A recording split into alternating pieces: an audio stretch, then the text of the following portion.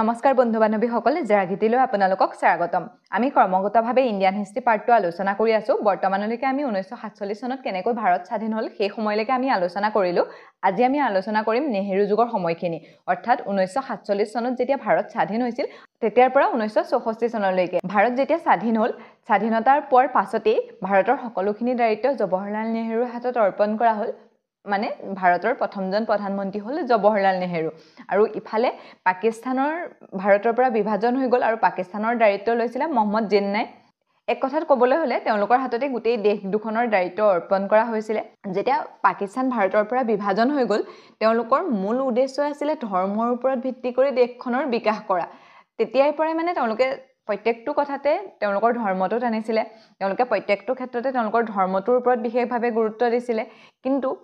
আমাৰ ভাৰতখনত কি আছিলে? ধৰ্ম নিৰপেক্ষ আছিলে। সেই সময়ত আমাৰ ভাৰতৰ যিমানসকল নেতা আছিলে, জৱাহৰলাল নেহেৰুকে আদি কৰি সকলোৱে ধৰ্ম নিৰপেক্ষতাৰ ওপৰত বিশেষভাৱে গুৰুত্ব দিছিলে। আমি সকলোৱে জানো নিশ্চয়, জৱাহৰলাল নেহেৰু এজন হিন্দু বামুণ হৈও তেওঁ কেতিয়াও হিন্দু ধৰ্মৰ ওপৰত বিশেষভাৱে গুৰুত্ব দিয়া নাছিলে। যেতিয়া ভাৰতৰ ক্ৰমান্বয়ে মানে অলপ লাহে লাহে যেতিয়া বিকাশ হৈ আছিলে, তেতিয়া ধৰক যিখিনি ফেক্টৰী বা বান্ধ নিৰ্মাণ কৰা হৈছিলে, তেতিয়া জৱাহৰলাল নেহেৰুৱে কৈছিলে এই যে ফেক্টৰী আৰু কিছুমান বান্ধ নিৰ্মাণ কৰা হৈছে, সেই সকলোবিলাক আধুনিক ভাৰতৰ মন্দিৰ হ'ব। আমাৰ ভাৰতখনে ধৰ্মক ভিত্তি কৰি সেইবিলাক মন্দিৰ বুলি ঘোষণা কৰা নাছিলে। যিবিলাক আমাৰ উন্নয়ন হৈছিলে, সেই উন্নয়নবিলাকক মন্দিৰ বুলি কৈছে। ভাবকচোন সেই সময়তে তেওঁলোকৰ মানসিকতা কিমান উচ্চ খাপৰ আছিলে। আৰু জৱাহৰলাল নেহেৰুৰ নেতৃত্বত থকাৰ কাৰণে আমি সেইখিনি নেহেৰু কাল বুলি কওঁ, বা তেওঁৰ সেইখিনি সময়ত বিশেষভাৱে ভূমিকাও আছিলে। আমি সকলোৱে জানো 1947 চনৰ 15 আগষ্টৰ দিনাখন ভাৰত স্বাধীন হৈছিলে। আৰু ভাৰতৰ স্বাধীনতাৰ আগদিনা অৰ্থাৎ 1947 চনৰ 14 আগষ্টৰ দিনাখন পাকিস্তানখন ভাৰতৰ পৰা বিভাজন হৈ গৈছিলে। তেওঁলোকে মানে পৃথক হৈ গৈছিলে। আৰু তেতিয়াতো এনেকুৱা নাছিলে ন যে ভাৰতখন এখন বেলেগ, পাকিস্তানখন বেলেগ, কিহৰ ওপৰত ভিত্তি কৰি ভাগ কৰিব। মাত্ৰ সেইখন ভাগ কৰি দিয়াহে হৈছিলে। আমি সকলোবিলাক কথাটো পাই আহিছোঁ কেনেকৈ পৃথক হৈছিলে। ভাগ হৈ গ'ল আৰু তেতিয়া ইংৰাজীয়ে কৈছিলে যে যোনে বিচাৰে, মানে যিসকলে বিচাৰে তেওঁলোক পাকিস্তানলৈ যাব পাৰে, আৰু যিসকলে বিচাৰে তেওঁলোক ভাৰতত থাকিব পাৰে। মানে তাত কোনো বাধ্যবাধকতা নাই যে আপুনি পাকিস্তানতে থাকিব লাগিব, আপুনি ভাৰততে থাকিব লাগিব, তেনেকুৱা কথা নহয়। আৰু যদি কোনোবাই স্বতন্ত্ৰভাৱে নিজে মানে এখন দেশ বনাব বিচাৰে বা নিজৰ স্বতন্ত্ৰভাৱে থাকিব বিচাৰে, তেনেহ'লে স্বতন্ত্ৰভাৱে থাকিব পাৰে। সেই কথাটোৰ ওপৰত ভিত্তি কৰি জম্মু কাশ্মীৰখনে এখন পৃথক দেশ হিচাপে থাকিব বিচাৰিছিলে। সেই সময়ত জম্মু কাশ্মীৰ ৰজা আছিলে হৰি সিং, আৰু হৰি সিঙৰ প্ৰধান সেনাপতি আছিলে শ্বেখ আব্দুল্লা। আৰু শ্বেখ আব্দুল্লাই কৈছিলে যে আমি মানে পৃথককৈ এখন দেশ বনাম, আমি ভাৰতৰ লগতো নাথাকোঁ, পাকিস্তানৰ লগতো নাথাকোঁ, এইকাৰণে এখন মানে পৃথক দেশ হিচাপে আমি থাকিম। কিন্তু সেই সময়ত কি হ'ল, মহম্মদ জিন্নাই মানে পাকিস্তানৰ যিজন নেতা আছিলে, তেওঁ আতংকবাদী পঠিয়াই দিলে জম্মু কাশ্মীৰখন নিজৰ দখললৈ আনিবলৈ। মানে পাকিস্তানৰ আতংকবাদ তেতিয়াই নহয়, সেই তেতিয়াৰ পৰাই প্ৰথম অৱস্থাতে তেওঁলোকে যেতিয়া ধৰ্মৰ ওপৰত ভিত্তি কৰি দেশখন গঠন কৰিছে, তেওঁলোকে মানে সকলো ক্ষেত্ৰতে তেতিয়ালৈকে তেওঁলোকৰ সেনাবাহিনী গঠন হোৱা নাই, সংবিধান ৰচনা হোৱা নাই, কিন্তু তেওঁলোকে আক্ৰমণ কৰিবলৈ কাক পঠিয়াই দিছে? আতংকবাদীক। আমাৰ ইয়াৰ পৰাও পঠিয়াব পাৰিলেহেঁতেন আতংকবাদী, কিন্তু আমাৰ আতংকবাদী নপঠিয়ালে। আমাক সেই সময়তে আমাৰ ভাৰতখনক এনেকুৱা এটা পঠাই দিয়া নাই যে তোমাৰ মন যাব তুমি বন্দুক তুলি ল'ব নোৱাৰা। তেতিয়াৰ পৰাই আমাৰ ইয়াত বান্ধ আছিলে। আৰু এতিয়া আমি সেইখিনি গম পাম কেনেকৈ জম্মু কাশ্মীৰৰ 30% পাকিস্তানৰ হাতলৈ গ'ল, মানে আমি যিখিনি POK বুলি কওঁ, কেনেকৈ সেই POK অংশটো পাকিস্তানলৈ যাবলৈ পালে। ঠিক আছে, হৰি সিঙে মানে ভাৰতৰ লগত চহী নকৰিলে বা ভাৰতৰ অংশ হিচাপে হ'বলৈ ভাল নাপালে। সেই সময়তে মহম্মদ জিন্নাই পাকিস্তানৰ পৰা আতংকবাদী পঠিয়াই দিলে, মানে জম্মু কাশ্মীৰখন নিজৰ দখললৈ নিব লাগে। আৰু তেওঁলোক আহি কিছু অংশ তেওঁলোকৰ অধীনলৈ নিলে। আৰু আমাৰ এইফালে ভাৰতৰ প্ৰধানমন্ত্ৰী আছিলে জৱাহৰলাল নেহেৰু আৰু গৃহমন্ত্ৰী আছিলে চৰ্দাৰ বল্লভভাই পেটেল। তেওঁলোকে তাৎক্ষণিকভাৱে এখন মিটিং ঘোষণা কৰিছিলে। মিটিং ঘোষণা কৰি সেনাৰ বিষয়াসকলক গোটাইছিলে আৰু আহ্বান কৰিছিলে যে তাত তেওঁলোকে যুদ্ধলৈ যাব লাগে বা আতংকবাদীৰ বিৰুদ্ধে অভিযান চলাব লাগে। কিন্তু সেই সময়ত ভাৰতৰ যিজন সেনাপতি আছিলে, মানে সেনাৰ যিজন সেনাধ্যক্ষ আছিলে, তেওঁ আছিলে জেনেৰেল বুছাৰ। তেতিয়া সেই জেনেৰেল বুছাৰে ক'লে যে আমি তালৈ সেনা পঠিয়াব নোৱাৰোঁ, কাৰণ জম্মু কাশ্মীৰ ৰজাই মানে ভাৰতৰ লগত চহী কৰা নাই, তেওঁ ভাৰতৰ হোৱা নাই। যদি ভাৰতৰ লগত চহী কৰে বা ভাৰত হিচাপে তেওঁলোকে স্বীকৃতি পায়, তেতিয়াহে আমি ভাৰতৰ পৰা সেনা পঠিয়াব পাৰিম। আৰু কিন্তু হৰি সিঙে চহী নকৰে, যে চহী কৰি নিদিয়ে যে আমি ভাৰতৰ অংশ হয় বুলি। শেষত যেতিয়া সেই পাকিস্তানৰ আতংকবাদীসকলে আহি তেওঁলোকৰ বহুত বেছি অত্যাচাৰ কৰিলে, তেওঁলোকৰ অলপ অংশ নিজৰ অধীনলৈ নিলে, শেষত উপায়ন্ত হৈ হৰি সিঙে জৱাহৰলাল নেহেৰুৰ ওচৰত আহি সহায়ৰ ভিক্ষা খোজে। সেই সময়ত গৃহমন্ত্ৰী আছিলে চৰ্দাৰ বল্লভভাই পেটেল আৰু তেওঁ নিৰ্দেশ দিলে যে হৰি সিঙে ভাৰতৰ সৈতে স্বাক্ষৰ কৰিব আৰু সেইটো স্বাক্ষৰ কৰিছিলে ২৬ অক্টোবৰ মানে ভাৰত স্বাধীন হৈছিলে 1947 চনৰ 15 আগষ্ট মাত্ৰ সেই কেইমাহ আগষ্ট ছেপ্টেম্বৰ অক্টোবৰ ২৬ অক্টোবৰৰ দিনাখন জম্মু কাশ্মীৰে ভাৰতৰ লগত স্বাক্ষৰ কৰিছিলে আৰু তেতিয়াৰ পৰা জম্মু কাশ্মীৰ ভাৰতৰ অংশ হৈ পৰিছিলে কিন্তু তেওঁলোকে কিছুমান চৰ্ত ৰাখিছিলে যে তেওঁলোকৰ সংবিধানত এটা বেলেগ পৃথককে অংশ থাকিব লাগিব তেওঁলোকে মানে ভাৰতৰ সংবিধানত যিখিনি থাকিব সেইখিনিৰ উপৰি তেওঁলোকৰ কাৰণে এখন পৃথক মানে জেগা থাকিব লাগিব আৰু সেই অনুসৰি সংবিধানৰ ৩৭০ নং আৰ্টিকলটো এড কৰা হৈছিল আৰু সেই সময়ৰ যিটো পৰিৱেশ বা পৰিস্থিতি আছে এফালে পাকিস্তানে আতংকবাদী পঠিয়াই দিলে জম্মু কাশ্মীৰ তেওঁলোকৰ নিজৰ দখললৈ লৈ গৈ আছে এফালে সেনাই যদি মানে হৰি সিঙে যদি সহি নকৰে তেনেহলে আমাৰ ভাৰতীয় সেনা পঠিয়াব নোৱাৰে তালে এনেকুৱা এটা পৰিস্থিতিত সেই সিদ্ধান্তটো ভুল নাছিলে জম্মু কাশ্মীৰ কাৰণে ৩৭০টো ৰাখি দিছিলে আৰু যেতিয়ালৈকে মানে সেই সংবিধানখনত যেতিয়া বি.আৰ. আম্বেদকাৰে লিখিছিলে তাত এটা বহুত ভাল কাম কৰি থৈ গৈছিলে সেইকাৰণে ৩৭০টো 19 চনত আঁতৰি যাব পাৰিলে বা আঁতৰাই দিব পাৰিলে কি হৈছিলে যেতিয়া সংবিধানখন লিখিছিলে তেতিয়া কৈছিলে যে ৩৭০ যেতিয়ালৈকে ভাৰতৰ সংবিধানত থাকিব তেতিয়ালৈকে জম্মু কাশ্মীৰৰ ওপৰত কোনো ধৰণৰ আইন ভাৰত চৰকাৰে বনাব নোৱাৰিব যে ভাৰত চৰকাৰৰ মানে কিবা আইন জম্মু কাশ্মীৰৰ ক্ষেত্ৰত মানে বনাবলগীয়া হয় মানে ভাৰত চৰকাৰে নোৱাৰে তেওঁলোকৰ নিজৰ আইন নিজে বনাব লাগিব যেতিয়ালৈকে জম্মু কাশ্মীৰৰ কাৰণে ৩৭০টো আছিলে মানে ভাৰতৰ মানুহ গৈ পেলাই জম্মু কাশ্মীৰত থাকিব নোৱাৰে তেওঁলোকে তাত কাম বন কৰি থাকিব পাৰে কিন্তু তাত মাটি লৈ ঘৰ বনাব নোৱাৰে আমি সকলোৱে জানো তাত এটা কথা কোৱা হৈছিলে যদি তেওঁলোকৰ মাজত অন্তকণ্ডল হয় বা তেওঁলোকৰ কোনো ধৰণৰ চৰকাৰ নাথাকে মানে জম্মু কাশ্মীৰত কোনো এখন স্থায়ী চৰকাৰ গঠন নহয় তেতিয়া ৰাষ্ট্ৰপতিৰ শাসন তাত যদি নিয়োগ হয় ৰাষ্ট্ৰপতিয়ে নিজৰ মনৰ ইচ্ছাৰে কাম কৰিব পাৰিব আৰু 2019 চনত তেনেকুৱা হ'ল তেওঁলোকৰ এখন স্থিৰ বা স্থায়ী চৰকাৰ গঠন কৰাত বহুত বাধা আহিছিলে তেওঁলোকৰ মাজত বিভিন্ন সমস্যাই দেখা দিছিলে এই ৩৭০ অনুচ্ছেদটো ভাৰতৰ সংবিধানৰ পৰা আঁতৰাই দিয়া হয় ৩৭০টো আঁতৰাই দিয়া বুলি ক'লে ভুল হ'ব ৩৭০ৰ যিটো এ নম্বৰ আৰ্টিকল হেতু আছিলে বাকিখিনি তাৰ পৰা আঁতৰাই দিয়া হৈছে ইয়াত ৩৭০ৰ এত কোৱা হৈছে জম্মু কাশ্মীৰ যিটো সীমা হেতু ভাৰতৰ সীমা আৰু জম্মু কাশ্মীৰ ভাৰতৰ এক অভিন্ন অংগ যদি ৩৭০টোকে আঁতৰাই দিয়ে তেনেহলে ভাৰতৰ জম্মু কাশ্মীৰখনো ভাৰতৰ অংশ নোহোৱা হৈ যাব খালি এই ৩৭০ৰ এ নং আৰ্টিকলটোৰ বাদে বাকি যিখিনি আছিল তেওঁলোকৰ নিজে আইন কানুন বনাব পাৰিব তেওঁলোকৰ নিজৰ মানে সংবিধান থাকিব সেইবিলাক আঁতৰাই দিয়া হৈছিল এতিয়া 1947 চনত পাকিস্তানে আতংকবাদী পঠিয়াই কাশ্মীৰ 30% অংশ নিজৰ অধীনলৈ নিলে তেওঁলোকে মানে আহি 1947 চনত স্বাধীন হোৱাৰ পাছতেই পিঅকেটো তেওঁলোকৰ নিজৰ অধীনলৈ নিলে আতংকবাদীৰ জৰিয়তে হৰি সিঙে 1947 চনৰ ২৬ অক্টোবৰৰ দিনাখন ভাৰতৰ সৈতে স্বাক্ষৰ কৰিলে তেওঁ ভাৰতৰ অংগ হ'ল আৰু ভাৰতীয় সেনা গ'ল যেতিয়া ভাৰতীয় সেনা পিঅকেলৈ যোৱাৰ পাছত তেওঁলোকৰ আতংকবাদীসকল আৰু আগবাঢ়িব পৰা নাছিলে যি মানে আমাৰ এই ভাৰতৰ এই অংশটোৰ যি 30% ল'লে সেই 30%তে তেওঁলোক সীমাবদ্ধ হৈ গ'ল ভাৰতীয় সেনা যেতিয়া ইয়ালৈ আহি গ'ল তেওঁলোকে অলপমানো জেগা আগবাঢ়ি আহিব পৰা নাছিলে কিন্তু সেই সময়খিনিৰ মাজত হৰি সিঙে সহি নকৰিলে বা ইয়াৰ পৰা সেনা পঠিয়াব নোৱাৰিলে সেই কাৰণেহে সেইখিনি তেওঁলোকে ল'ব পাৰিলে সেইখিনিলৈকে ঠিকে আছিলে কিন্তু কি হ'ল সেই বিষয়টো লৈ যে পাকিস্তানে আহি আমাৰ ভাৰতৰ এই অংশটো দখল কৰিছে সেই বিষয়টো ইউএনলৈ জৱাহৰলাল নেহৰুৱে লৈ গৈছিলে মানে এটা মুকদমা হিচাপে এটো ইউএনক দিছিলে আমি যেটো ইউনাইটেড নেশ্যন অৰ্গানাইজেশ্যন বুলি কওঁ তালে মানে এই গোচৰটো লৈ গৈছিলে যে পাকিস্তানে আতংকবাদী পঠিয়াই আমাৰ কাশ্মীৰৰ সেই অংশটো দখল কৰিছে তেতিয়া তাত কি কোৱা হ'ল যে সেই লোকখিনি মানে আমাৰ এই জম্মু কাশ্মীৰত এই অংশত থকা লোকখিনিৰ জনমত ল'বলৈ ক'লে যে তেওঁলোকে পাকিস্তানত থাকিব বিচাৰে নে ভাৰতত থাকিব বিচাৰে যেতিয়া আৰু ইউএনলৈ গ'ল হেতু ইন্টাৰনেশ্যনেল কোৰ্টলৈ পঠিয়াই দিয়া হ'ল কেছটো জনমত ল'ব লাগে কিবা ল'ব লাগে যেতিয়া কোৰ্টলৈ কেছটো গ'ল আৰু সেই বিষয়টো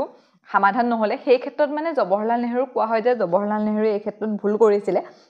যে যদি কেছটো ইউএনলৈ নগ'লেহেঁতেন সেইখিনি আমি লৈ ল'ব পৰা হ'লহেঁতেন সেই কেছটো তেনেকৈ থাকি গ'ল আৰু এইটো কথা মনত ৰাখিব যে ভাৰতীয় সেনাসকলক সেই সময়ত নেতৃত্ব দিছিলে ব্ৰিগেডিয়াৰ উছমানিয়া তেওঁ এজন মুছলিম লোক আছিলে আৰু সেই সময়ত সকলোতকৈ শক্তিশালী আছিলে ব্ৰিগেডিয়াৰ উছমানী আৰু মহম্মদ জিনাই কৈছিলে তুমি যেন এজন মুছলমান লোক হৈ পেলাই তুমি আমাৰ পাকিস্তানলৈ আহা কিন্তু তেওঁ নগ'লে তেওঁ ভাৰতৰ হৈ বহুত কাম কৰি থৈ গ'ল বহুত সাহসেৰে তেওঁ যুদ্ধ কৰি থৈ গৈছিলে কিন্তু শেষত তেওঁৰ ওপৰত বম পৰিলে আৰু বম পৰি তেওঁৰ মৃত্যু হৈছিলে ঠিক যেনেদৰে পাকিস্তানৰ লগত ভাৰতৰ মতানৈক্য আছিলে তেনেদৰে চীনৰ লগতো ভাৰতৰ প্ৰথম অৱস্থাৰ পৰাই মতানৈক্য আছিলে চীনে মানে ভাৰতৰ লগত ইমান সম্পৰ্ক ভাল নাছিলে আমি সকলোৱে জানো এফালে এখন ভাৰতৰ মাজত এখন তিব্বতখন আছে আৰু এফালে চীনখন আছে প্ৰথম অৱস্থাত মানে ভাৰতৰ লোকসকলে বা ভাৰতৰ নেতাসকলে ভাবিছিলে যেতিয়া চীনে মানে দখল কৰিব প্ৰথমে তিব্বতখন দখল কৰিব তাৰ পাছতহে আমাৰ ভাৰতৰ ফালে আহিব আৰু সেই অনুসৰি মানে তেওঁলোকে সন্দেহ কৰিছিলে যে প্ৰথম আৰু তিব্বতখন ল'ব, তাৰপাছতহে ভাৰতীয়সকলৰ ফালে বা আহিব, আমি ইমান তেতিয়ালৈকে চিন্তা কৰিবলগীয়া কথা নাছিলে। সেই ভাবি বা চীনে যাতে আক্ৰমণ কৰিব নোৱাৰে বা চীনৰ লগত সম্পৰ্কটো ভাল হয়, 1954 চনৰ 19 এপ্ৰিলৰ দিনাখন এখন চুক্তি স্বাক্ষৰ কৰা হৈছিলে চীন আৰু ভাৰতৰ মাজত, যিখনক পঞ্চশীল চুক্তি বুলি কোৱা হয়। পঞ্চশীল চুক্তি বুলি এইকাৰণে কোৱা হয়, সেই চুক্তিখনত 5টা চুক্তি মানে 5টা কথা উল্লেখ কৰা আছিলে, সেইকাৰণে সেইখনক পঞ্চশীল চুক্তি বুলি কোৱা হয়, যাতে ভাৰত আৰু চীনৰ মাজত এটা সুসম্পৰ্ক গঢ় লৈ উঠে। সেই চুক্তিখন 6 বছৰৰ কাৰণে হৈছিলে, 1954 চনৰ পৰা 1960 চনলৈকে চুক্তিখন আছিলে। প্ৰথম অৱস্থাত জৱাহৰলাল নেহৰুৱে ভাবিছিলে এখন 20 বছৰমানৰ কাৰণে কৰা হ'ব, কিন্তু সেইটো নহ'লে, এই 6 বছৰৰ কাৰণেহে এখন এপ্লাই হৈছিলে। সেইখন আমাৰ ভাৰতৰ প্ৰধানমন্ত্ৰী জৱাহৰলাল নেহৰু আৰু চীনৰ পৰা স্বাক্ষৰ কৰিছিলে চাও মেনলিয়ে। চাও মেনলিয়ে সেই সময়ত মানে প্ৰধানমন্ত্ৰী নহয়, তেওঁ চীনৰ এজন ৰাষ্ট্ৰদূত আছিলে। ভাৰতৰ প্ৰধানমন্ত্ৰী আৰু চীনৰ ৰাষ্ট্ৰদূত চাও মেনলিৰ মাজত স্বাক্ষৰ হৈছিলে। ইয়াত 5টা কথাৰ ওপৰত গুৰুত্ব দিয়া হৈছিলে আৰু মানে তেতিয়া ভাবিছিলে যে ভাৰতখন মানে সেই চীনৰ ফালৰ পৰা সুৰক্ষিত হৈ থাকিব বা চীনেও তেওঁলোকৰ লগত বন্ধুত্বপূৰ্ণ সম্পৰ্ক কৰিব। ইয়াত উল্লেখ কৰা 5টা কথা হৈছিলে যে চীন আৰু ভাৰতে ইখন দেশে সিখন দেশৰ মানে অখণ্ডতাৰ ওপৰত ধ্যান দিব, অৰ্থাৎ যাৰ যিমানটো সীমা, সেই সীমাটো মানে ভংগ কৰা বা সেই সীমাটো পাৰ কৰাত গুৰুত্ব নিদিব, তেওঁলোকৰ সেই কথাটো ধ্যান দিব, যেনেকৈ যিমানটো এৰিয়া আছে সিমানটো এৰিয়াতে থাকিব। তাৰপিছত সকলোতকৈ গুৰুত্বপূৰ্ণ কথাটো আছিলে ইখন দেশে সিখন দেশৰ ওপৰত বল প্ৰয়োগ নকৰা, অৰ্থাৎ মানে ইখন দেশে সিখন দেশৰ ওপৰত যুদ্ধ নকৰা, ইখন দেশে সিখন দেশৰ আভ্যন্তৰিক বা ভিতৰুৱা কথাত মাত নমতা, মানে চীনত যি হৈ আছে সেইবিলাক চীনে গুৰুত্ব দিব, সেইবিলাক কথাত ভাৰতে মাত নামাতে, বা ভাৰতত যি হৈ আছে সেইবিলাক কথাত চীনে মাত নামাতে, মানে ভিতৰুৱা কথাত মাত নমতা। এখন দেশে ইখন দেশক সমান লাভ প্ৰদান কৰা, মানে ধৰক ভাৰতৰ ব্যৱসায় ক্ষেত্ৰত বা চীনৰ ব্যৱসায় ক্ষেত্ৰত দুইখন দেশক লাভ প্ৰদান কৰাৰ ক্ষেত্ৰত গুৰুত্ব দিব আৰু শান্তিপূৰ্ণ সহাৱস্থানৰ ওপৰত গুৰুত্ব দিব। আন্তঃৰাষ্ট্ৰীয় ক্ষেত্ৰত ইখন দেশে সিখন দেশক সহায় কৰিব, মানে যিখিনি ধৰক আমাৰ কাশ্মীৰখন আছে, সেই কাশ্মীৰখনৰ ক্ষেত্ৰত চীনে সহায় কৰিব বা তিব্বতৰ ক্ষেত্ৰত ভাৰতে চীনক সহায় কৰিব, এইবিলাক কথা উল্লেখ কৰা হৈছিলে। যেতিয়া এই চুক্তিখন স্বাক্ষৰ হ'ল বা পঞ্চশীল চুক্তিখন স্বাক্ষৰ কৰা হ'ল, সেই সময়ত চীনে তাৰ লাভ উঠালে আৰু সেইখন আমি পাইছোঁ 1954 চনৰ পৰা 1960 চনলৈকে আছিলে। ঠিকে আছে, 1959 চনত চীনে তাৰ মাজতে তিব্বতখন লৈ ল'লে। আমাৰ ভাৰতেতো সেই সময়ত মাত মাতিব নোৱাৰে ন, যে তেওঁলোকৰ চুক্তিত কৰা হৈছে তেওঁলোকে আন্তঃৰাষ্ট্ৰীয় ক্ষেত্ৰত ইখন দেশে সিখন দেশক সহায় কৰিব। যেতিয়া চীনে তিব্বতখন নিজৰ অধীনলৈ 1959 চনত লৈ গ'ল, ভাৰতে একো কৰিব পৰা নাছিলে বা ক'ব পৰা নাছিলে আৰু ক'ব নোৱাৰো, মানে এখন যিখন সন্ধি হৈ আছে তাৰ অধীনত কোৱা হৈছে যে আন্তঃৰাষ্ট্ৰীয় ক্ষেত্ৰত ইখন দেশে সিখন দেশক সহায় কৰিব, মানে ভিতৰুৱা বিষয়ত মাত নামাতিব। সেই অনুসৰি মাত মাতিব নোৱাৰিলে চীনে মানে নিজৰ মতে সেইখন লৈ গ'ল আৰু 1960 চনত যিখন পঞ্চশীল চুক্তি স্বাক্ষৰ হৈছিলে সেইখন এদায় হৈ গ'ল। সেইখনৰ ম্যাদ আছিলে 6 বছৰ আৰু সেই চুক্তিখন যেতিয়া শেষ হ'ল, সন্ধিখন শেষ হোৱাৰ 2 বছৰৰ পাছতেই 1962 চনত চীনে ভাৰতক আক্ৰমণ কৰিলে, যিখনক চাইনা ইণ্ডিয়া ৱাৰ বুলি কোৱা হয় বা চীন ভাৰতৰ যুদ্ধ বুলি কোৱা হয়। মানে ভাৰতে সেইটো ভাবিব নোৱাৰা কথা আছিলে। ধৰক যিখন দেশৰ লগত এখন সন্ধি স্বাক্ষৰ কৰা হৈছে, যিখন দেশৰ লগত এখন বুজাবুজি চুক্তি স্বাক্ষৰ কৰা হৈছে যে আমি এনেকুৱা কৰিম, তোমালোকে এনেকুৱা কৰিবা, বা সেই সন্ধিখন শেষ হোৱাৰ লগে লগে যে কোনোবাই আক্ৰমণ কৰিব এনেকুৱাতো ভবা নাছিলে। চীনে আক্ৰমণ কৰি দিলে, আক্ৰমণ কৰি যিখন আমাৰ অক্সাই চীন বুলি কওঁ, অৰ্থাৎ জম্মু কাশ্মীৰ যি 10% চীনে লৈ গ'ল, এফালে 30% নিলে পাকিস্তানে আৰু এফালে 10% নিলে চীনে।